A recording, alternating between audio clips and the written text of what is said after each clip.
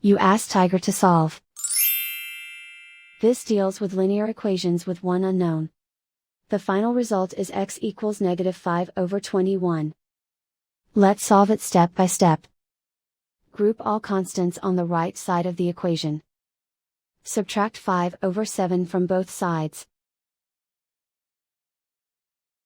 Combine the fractions.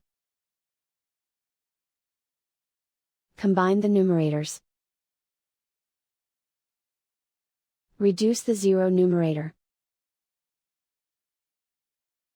Simplify the arithmetic.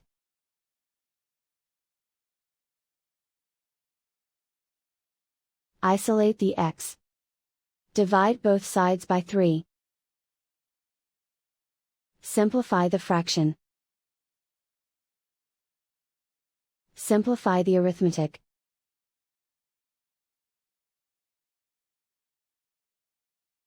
And so the final result is x equals -5/21.